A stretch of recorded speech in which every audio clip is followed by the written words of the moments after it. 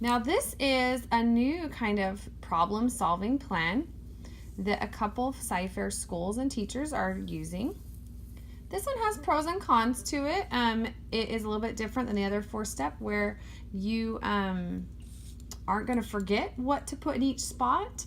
You might notice that different teachers do different things in the other 4-step because there isn't strict guidelines as to what has to go where. So there are some variations between different campuses. This one, however, is pretty straightforward as far as what goes where. And it's going to ask me a series of questions. So it asks me, what do I know? Well, from that same question from before, I know that I have 9 students that are on the swings. So I'm going to just put SS for students on the swings.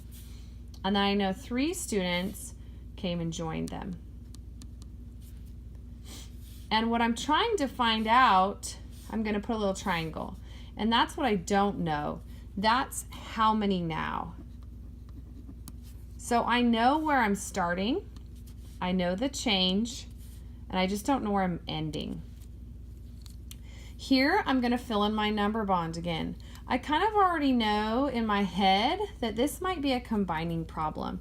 So I'm going to put my 2 parts in the 2-part sections, and I'm trying to find out this whole section. Again, I'm going to put that triangle there to represent that that's what I'm trying to figure out.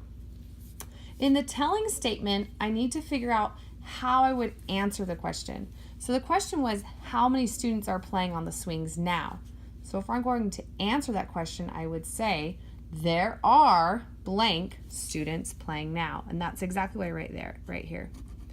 There, whoops, are blank, I can even put that triangle, there are blank students playing now. Okay, this is not a question, so make sure that it has a period. I am deciding to combine. We are going to be adding these 2 numbers together to get our answer, and so I'm going to be circling the addition symbol there. To solve it, I need to figure it out on the number line. So I'm going to be starting at 9. So I'm going to put a little dot at 9. And I'm changing by 3. It's addition, so I'm going to go towards the right. And I'm going to jump 3 times. 1, 2, 3.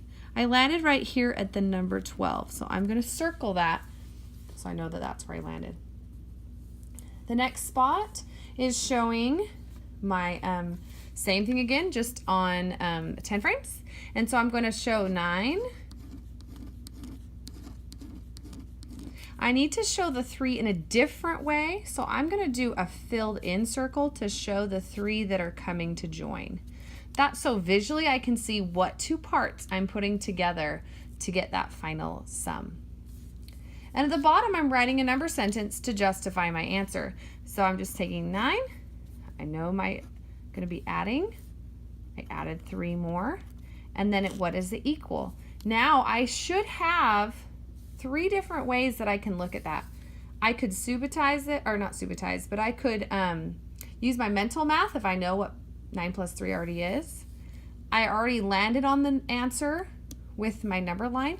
And I can also subitize or count how many this is. I have 1 full 10 frame, 2 left over, so that is 12. I want to always go back and kind of double check my numbers. If I get 2 different answers here, I need to check to see if I did something wrong. Then I need to write the number sentence another way. So I can write it 3 plus 9 equals 12. Or I could flip it and have 12 is equal to 3 plus 9. There's even one more. 12 is equal to 9 plus 3. Then it asks me, it doesn't say it on this form, but I should circle my answer. Whatever way I wrote it, I need to circle the answer. And then I'm bringing that answer up and filling it in to wherever I have a triangle. Oh, look, and I just messed up. I just put it 13 there when it's actually 12.